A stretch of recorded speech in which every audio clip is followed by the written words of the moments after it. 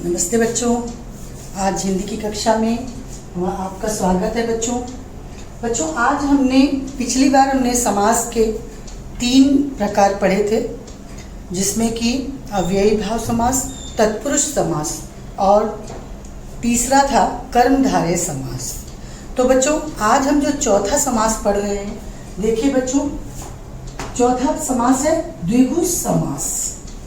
द्विगु समास किसे कहते हैं बच्चों? देखिए इसकी परिभाषा, जिस समास में पहला पद यानी पूर्व पद संख्यावाची हो तथा समस्त पद समूह का बोध होता हो। समस्त पद जो मैं आपको देती हूँ संक्षिप्त करके, वो जो है उससे समूह का बोध होना चाहिए, उसे द्विगु समास कहते हैं। फिर से देख लीजिए परिभाषा, जिस समास में पहला पद संख्यावाची हो तथा समस्त पद समूह का बोध कराता हो, उसे द्विगु समास कहते हैं। द्विगु समास में पहला जो पद होगा बच्चों, वो कैसा होना चाहिए?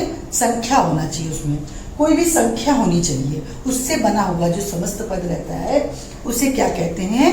द्विगु समास। अब द्विगु समास के कुछ उदाहरण देख लीजिए।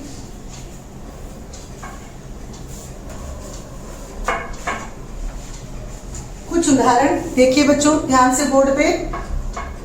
समस्त पद, मैंने बताया समस्त पद क्या होना चाहिए? संख्या होनी चाहिए, संख्यावाची होना चाहिए, पढ़ना चाहिए तो संख्या के नाम से।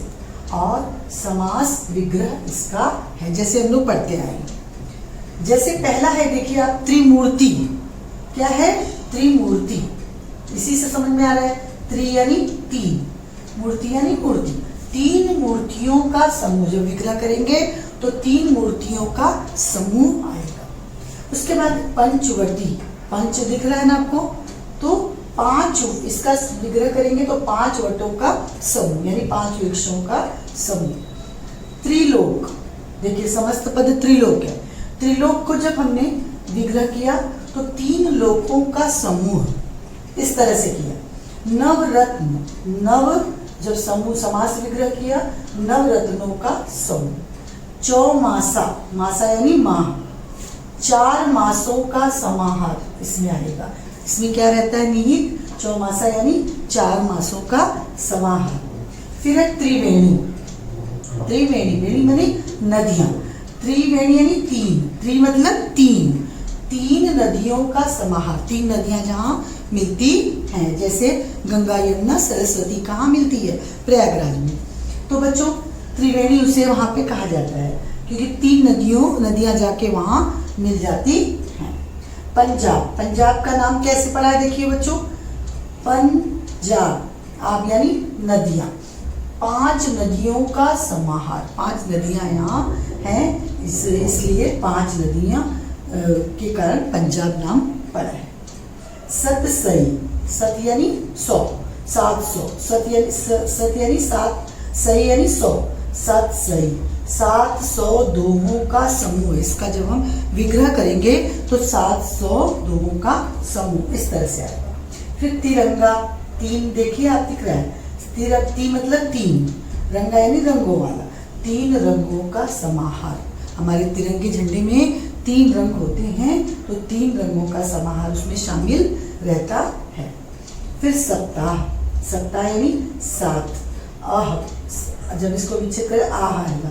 आह मतलब दिनों, 7 दिनों का समूह। इसी तरह से सप्तर्षि, 7 ऋषियों का समूह, मतलब 7 विग्रह करने पर इसका सप्तर्षि आएगा, 7 ऋषियों का समूह। उसी तरह से पंचरत्न, 5 रत्नों का समूह। ये समास विग्रह कुछ थे बच्चों, जो मैं आपको यहाँ पे अपनी कॉपी में लिख लीजिएगा अच्छे से।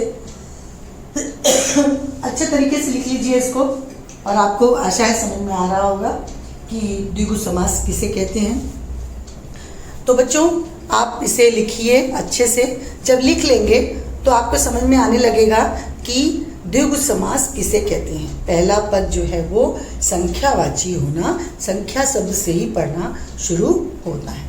उसके अलावा भी बहुत सारे जो है ये द्विगु समास आते हैं बच्चों, जैसे त्रिभुवन, 3 भवनों का समूह, फिर उसके बाद है त्रिलोक, 3 लोकों का समूह। इसी तरह से बच्चों है नवरात्रि, ये नव लगा है ना पहले, नव यानी 9, नवरात्रियों का समाहार जिसमें रहता है। त्रिशूल, 3 शूलों का समूह, ऐसे ये भी रहता है। फिर चौराहा, 4 राहों का समूह जहाँ मिलता हो उसे चौराहा बोलते हैं, ये भी द्विगु समास के अंतर्गत आएगा। फिर बच्चों है त्रिफला, यानी 3 फलों का समूह रहता है, त्रिफला में रहता है ना 3 फलों का समूह। फिर उस तरह से बहुत सारे, चतुर्भुज, 4 भुजाओं का समूह। फिर बहुत सारे हैं, जैसे कि त्रिभुज आप पढ़ते हमेशा, 3 भुजाओं का समूह, और भी 2 पहरों का समाहार जिसमें रहता है।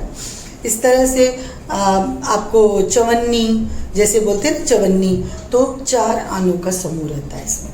तो बच्चों इस तरह से आपको समझ में आ गया होगा कि द्विगु समास किसे कहते हैं। आप देख लीजिए इसको ध्यान से और इसे अपनी कॉपी में लिखिए। धन्यवाद बच्चों।